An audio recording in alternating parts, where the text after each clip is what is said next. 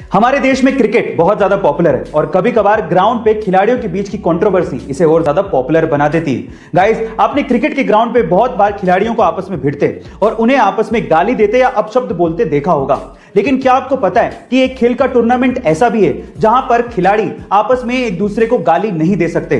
अगर कोई खिलाड़ी गाली देते पकड़ा गया तो उस पर 14 लाख रुपए तक का जुर्माना हो सकता है। गाइस, उस खेल के टूर्नामेंट का नाम है विंबलडन टेनिस टूर्नामेंट। अब मजे की बात यह है कि विंबलडन को खेलने के लिए अलग अलग देशों से अलग अलग भाषाओं के खिलाड़ी आते हैं। इसी वजह से विंबलडन के अंपायर को अलग अलग भाषाओं में गालियां सीखनी पड़ती हैं, जिससे वो किसी भी खिलाड़ी को गाली देते पकड़ सके और उस पर जुर्माना लगा सके। गाइस, क्या इसके पहले तक जब वो पैदा हुआ तो वो अंधा था। आसपास के लोगों ने ये देखकर उसके बाप को कहा कि ये तो किसी बोझ से कम नहीं है, इसे तो मार देना चाहिए।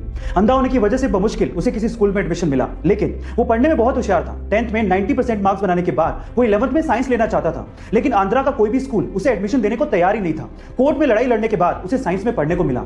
12th में अच्छे मार्क्स बनाने के बाद वो IIT में पढ़ना चाहता था, लेकिन इंडिया की कोई भी IIT उसे एडमिशन देने को तैयार नहीं थी। इसके बाद उसने यूएस की नामी यूनिवर्सिटी MIT में अप्लाई किया और वो इंडिया का पहला ऐसा ब्लाइंड स्टूडेंट बना जिसे MIT यूनिवर्सिटी में एडमिशन मिला। इसके बाद वो चाहता तो अच्छी सैलरी पे वहां पे काम कर सकता था, लेकिन वो इंडिया आया और उसने अपने जैसे लोगों को हेल्प करने की सोची। इसके बाद उसने हैदराबाद में बोलांट इंडस्ट्री की स्थापना की और वहां पर दिव्यांग लोगों को नौकरियां भी दी और उन्हें सम्मान से जीना भी सिखाया। गाइस, जिसे लोग बोझ समझते थे, आज वही लड़का 100 करोड़ की कंपनी का मालिक है और अपने जैसे कई लोगों की जिंदगियां बदल रहा है। उनका नाम है श्रीकांत बुला। गाइस, ऐसी अमेजिंग मोटिव। ये बात है 1980 की, जब महाराष्ट्र के जलगांव डिस्ट्रिक्ट के अमलनेर गांव में रहने वाले मोहम्मद अनवर के पिता की अचानक से मौत हो गई।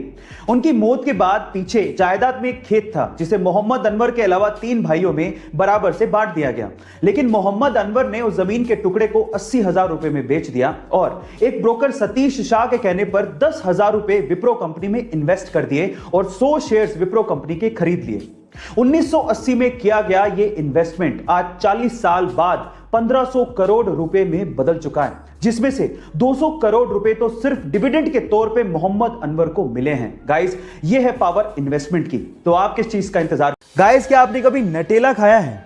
मेरा तो नटेला बहुत ज्यादा फेवरेट है और अगर आपका भी फेवरेट है तो चलो इसके बारे में एक इंटरेस्टिंग फैक्ट बताता हूं। नटेला एक्चुअली हेजलनट से बनाया जाता है। नहीं, ये वो फैक्ट नहीं है जो मैं आपको बताना चाहता हूं। फैक्ट ये है कि हेजलनट पूरी ही दुनिया में जितना प्रोड्यूस किया जाता है उसका 25%, जी हां 25% अकेला नटेला कंपनी ही कंज्यूम कर लेती है। यानी कि पूरी ही दुनिया में नटेला हेजलनट का नंबर 1 कंज्यूमर है। अब इससे आप अंदाजा लगा सकते हो कि नटेला पूरी ही दुनिया में कितने ज्यादा लोगों का फेवरेट होगा।